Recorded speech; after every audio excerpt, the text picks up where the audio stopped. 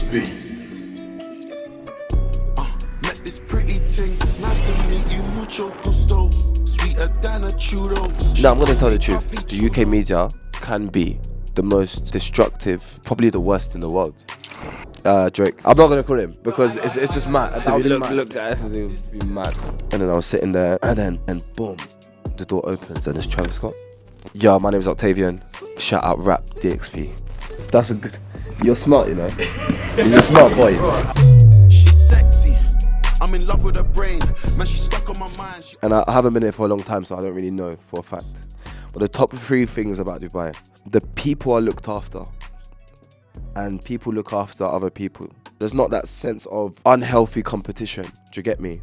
So I feel like me having a daughter, perfect place to raise her in the calm tranquility, in the safe haven. Also a lot of opportunities for success here. So I like Dubai. I love Dubai. It's really good. When I look left in the morning, there's a bitch who's trying to stay. One day, me and Skepta was in the studio. We just went like 3 in the morning. Just woke up and just went to the studio, and then we got some tequila, we got drunk, and we brought like these two gal, yeah? And then one of them was Spanish, do you get me? Skepta wanted to like make a song like around this girl, do you get me? And I was like, yeah, let's do this, let's make a song around these things, yeah? And then he started asking the thing like, how do you say this? Like, how do you say, I like it very much? And she was like, I am mucho gusto, do you get me? And then throughout the song, we made like one of the biggest songs of my career, which was Papi Chulo, and that's exactly how we made it. Sire, all the lies I believe. Outshine a million G's, no disguise, don't keep eye underneath. I feel like I know a lot of American artists because, you know, I love American music, do you get me? So like working with Ghana was incredible, St. John, Rihanna. Once I was in LA, and I just booked this studio in LA, and then I was sitting there, and then boom, the door opens and it's Travis Scott. I was just like, what the fuck, bro? And then he didn't even say anything to me. He just like walked past me and then sat on the sofa. There was like a sofa behind. Turned on the PlayStation, and then he just started playing 2K, that basketball thing. He was just playing that, and I was like, what the fuck? And I had to do my music, and that was the most surreal experience of my life. And then after that, Cactus Jackie really wanted to sign me, but I was with Sony at the time, and they kind of blocked it. But I've always had a really strong connection with American artists.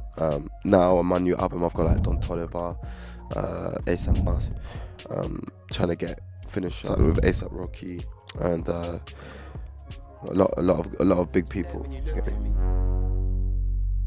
You said I'd be a shake, well I could have been. No, I'm gonna tell the truth. The UK media, and I'm talking about the big medias. I can't say the names because that will mash me up. But the UK medias can be the most probably destructive, probably the worst in the world, because of how they will get clicks and how they get attention. It's very based upon negativity.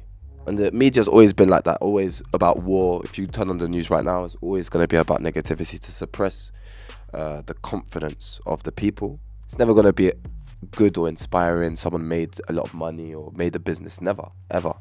If you notice that, it's always going to be suppressive.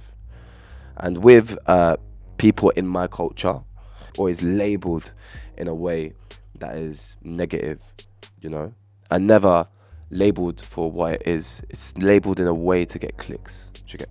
So to the UK, to anyone watching the UK media, just know that it's not even half of the truth, you know. It's a very specific element of what they want you to know, to suppress your confidence, to suppress the confidence of the person they're aiming for. That's my truth on the UK media.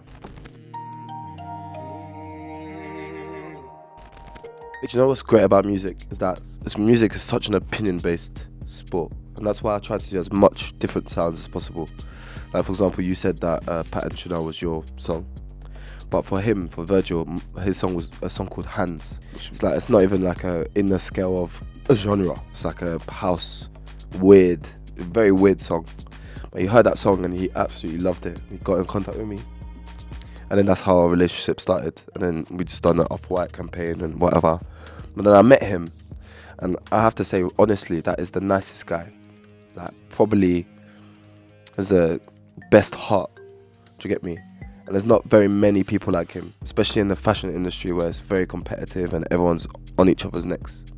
Virgil was like, someone who helped other people, helped other brands, helped anyone he would help. Do you get me? He would push forward. Do you get me? So he had no competition.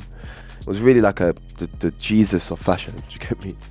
And he absolutely changed fashion forever. He went to Louis Vuitton, made baggy jeans and kind of like this urban look on a very, very, very renowned brand.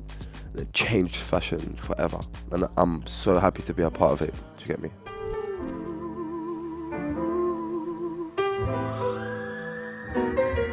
Drake. I'm not gonna put him because it's just mad. That would be mad. So I'm on this interview. Look, guys, it would be mad. No.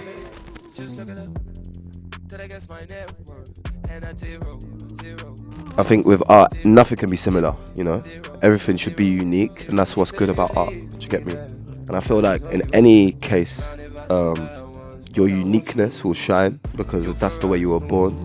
And to put that into creativity is the best thing that you can do for art. So like, be unique, be determined, and don't try to copy other people. Do you get me? Be inspired, but don't copy. Be yourself, be unique, and then you'll make it. Why you have to end like this? Damn, man. So all of these things were kind of gifted, to be honest. So like this is like some slippers thing from Blue Marble. This is like from I forgot the name of the Blood Clot brand, man. Forgot the name, but it's cool jeans. This is Palace, obviously London brand. This fuck knows what this is, to be honest. I have no idea, bro. I just came out of bed. I just like literally was like put on some shit. That's it, man. You will not get up again. So a couple words I learned in Dubai. First one means childish. Do you get me? And you pronounce it wara. So the second one is bedopt, and that means exactly. Do you get me? And the third one is kashra, which means stylish. Do you get me?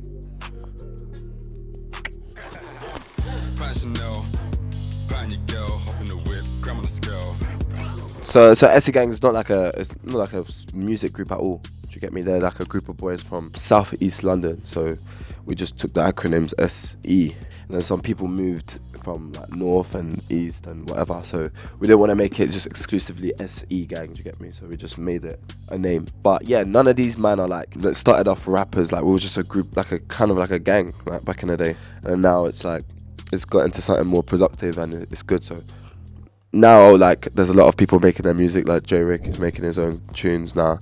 There's someone called Blake who's on my latest album who's absolutely amazing. And Shola, Mansion Boy. Who else is there? L3, who was in it. Yeah, a lot of artists now have like made their name. So it's a really good one. Yo, my name is Octavian. Shout out RAPDXB.